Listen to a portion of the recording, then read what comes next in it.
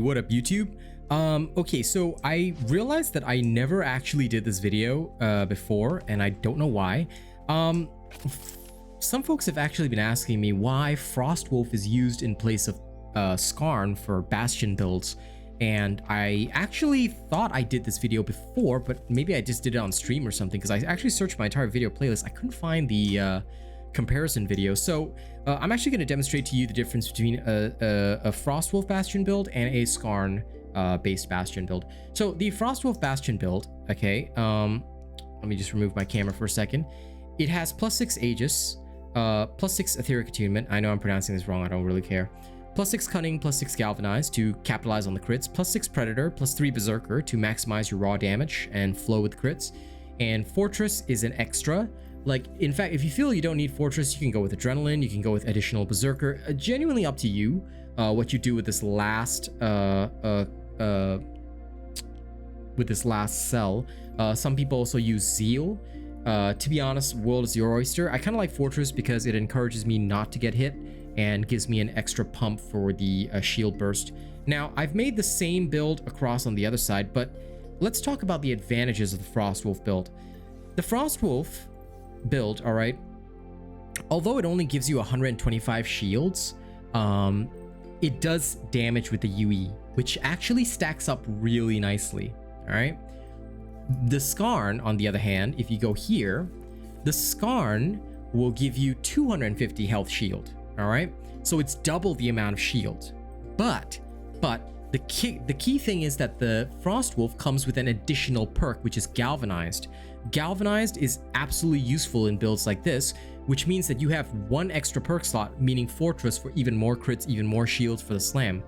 With the Skarn, you get weighted strikes, which is not useful in combat, and therefore you are suffering. You get one less offensive perk, which is never a good thing in builds, right? So that is the difference. But let's see how much the DPS actually alters.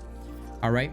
So for a fair test, we will fully stack the shields after 2 casts of the lantern, and then we'll do the Bastion drop, and that should take us to about 50,000 core damage. And we'll take a look at the DPS. So let's take a look at the Frostwulf build first. All right.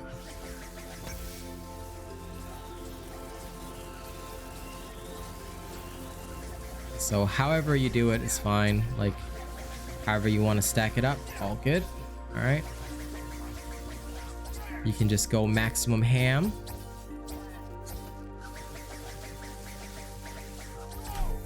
Okay. And we'll let that build our shields up to the maximum amount. Oh, it takes us past 50,000, yeah? Okay, that looks like the maximum, and slam. So it's about 2.5k DPS at its absolute peak. All right. So now we're gonna back off. All right. And we're gonna change over. We're gonna back off and change over. We're gonna go for the Skarns now. Now the Skarns, because you don't have the extra perk due to weighted strikes being in the build, in order to maximize the build with the same thing, let me go through it right now. You've got +6 Aegis, +6 Etheric Attunement, +6 Cunning, +6 Galvanize, all the same, +6 Predator, +3 Berserker, but no Fortress. So you don't get that additional bit of shielding, which will affect your DPS overall. Let's take a look now. We were at 2.5k on the previous one. All right.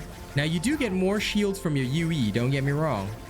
You do get more shields from your UE, but you also unfortunately have less to work with overall. We're still gonna do the 2 casts. All right, we're still gonna do the 2 casts. There we go, and we'll let it hit the maximized peak. All right, so that's the peak right there. Okay, and slam. So the drastic difference with that final slam puts us with the Skarn at about 1.94 DPS. And of course the core damage was nowhere near equal. We did about 63k with the Skarn. We did we did over 80k with the Frostwulf. So that is the key difference.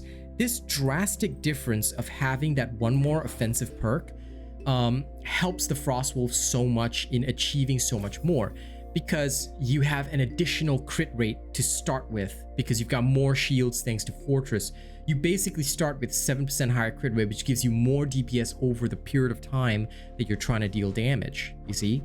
And that's why the Frostwulf is the much better choice for Bastion. In fact, your shield amount went higher overall, you know? And like I said, the Fortress perk, because of its flexibility, can be replaced in whatever way you want. So I hope this helps to explain why the Frostwulf perk is so much better than the Skarn. All right, and if you're keen, the Bastion builds will all release, I think, patch 1.84, somewhere around there. They're all on my channel, so you can go reference those builds if you want to, because they're exactly what you're gonna see here. These are all my Bastion builds from way back when. The game hasn't changed much. Bastion only realistically has one build style. You cannot build it any other way. If any of you can think of any other way to build it, try it, you know, show me. You know, I'd love to see it if you can get a higher DPS than that. No potions, of course. Please don't do that bullshit. Anyway, you can't do that in the training grounds, but prove it to me if you can. That is about it for this video. So I hope this helps people understand why the Frostwulf is better than Skarn for Bastion. Okay. Thank you very much for watching this video. Don't forget to like, share, and subscribe. Okay, if you want to support this channel, one of the best ways to do that is to just watch the videos, watch the ads when you watch the videos. Like when you load up a video, if you've got time, just let the ads run, you know? It really helps us out a lot. But if you want to help additionally, or you want to see more streams and more content for Dauntless, my suggestion is drop a tip via the link in the description of the video. You can send super thanks on YouTube.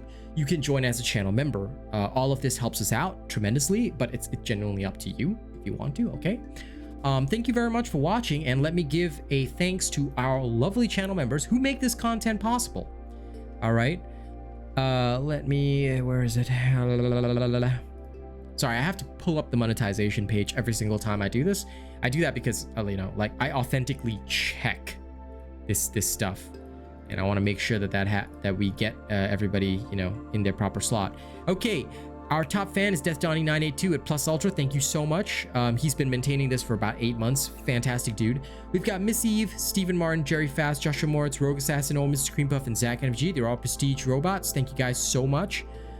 These are our top tier. We've also got our honored robots, you know, Marion Whiffling, Jacob Gabrick, Jammer Boy, Turtle Dove, Nate the Great, Curtis Schussler, MjRiffle, Shadow, Corey Ryu, Benjamin Savage, Lady Neo, Anarchy, and Greasy Burger, Stephen Geyer, Killer Team Gaming, and Coda CMF.